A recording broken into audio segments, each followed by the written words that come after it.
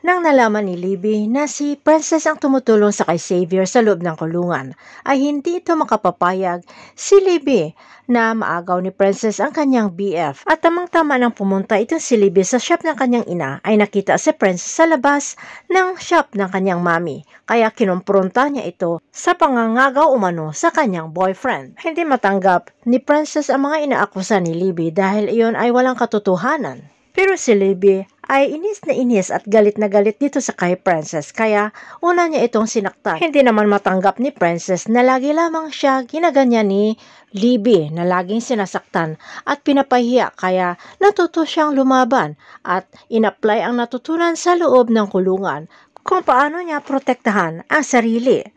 Maraming tao ang nakakita sa kanilang pag-aaway pero niwalang sino man ang naglakas loob para tulungan sila na mapaghiwalay.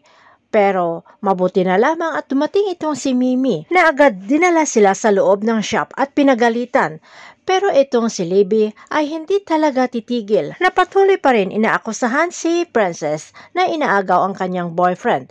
Pagkaalis ni Libby ay naintindihan ni Mimi na walang kasalanan itong si Princess, kaya hindi na nito kailangan pang mag-eksplika. Samantala si Charlene naman ay hinahanap itong si Raymond kung saan pumunta o dinala ni Divina.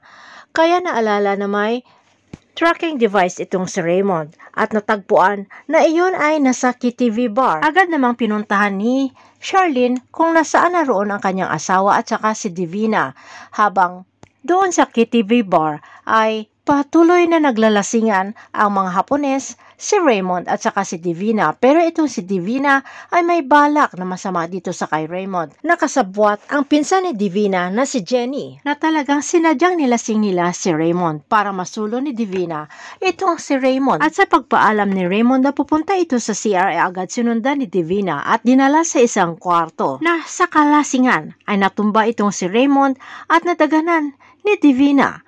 Ito ang nadatna naman ni Charlene, kaya isang iskandalo ang nangyari na pinagbibintangan talaga ni Charlene na inaagaw ni Divina ang kanyang asawa. At sa pagwawala ni Charlene at saka ni Divina at sa kanilang pag-away ay nawala ang kalasingan ni Raymond at nag-explain na walang masamang nangyari between sa kanila ni Divina. Pero hindi naniniwala si Charlene dahil kitang-kita niya ang paglalandi ni Divina dito sa kanyang asawa na si Raymond. At sa pag-aaway nila at bangayan at sakitan ay umagaw ng atensyon ng mga Hapones. Kaya nagalit ang mga Hapones at pinunit ang kontrata na ayaw na nilang makipag-business partner doon kina Raymond at Divina. Ibinunton naman ni Divina ang kasalanan dito sa kay Charlene, lalong-lalo na rin si Raymond ay sinisisi rin itong si Charlene. At sa pag-away ng mag-asawa ay ikinatuwa naman ito ni Divina at ni Jenny dahil tagumpay ang kanilang plano na wasakin ang pagsasamahan ng mag-asawa Raymond at saka ni Charlene. Samantala pag-uwi ng bahay ay patuloy na nag-aaway ang mag-asawa. Pero imbes na kampihan ni Sonia at ni Libby ang kanyang ina ay ikinagalit palalo nila ito dahil ang ginagawa daw ni Charlene ay gawain na isang basagulera at walang pinag-aralan. Iyak nang iyak si Charlene dahil feeling niya siya ay masama at ni pamilya niya ay walang kumakampi sa kanya. Ito na kaya ang umpisa ng unti-unting paglayo ng loob ni Raymond dito sa kanyang asawang si Charlene. Abangan na lang natin ang susunod na episode dito sa Prinsesa ng City Jail.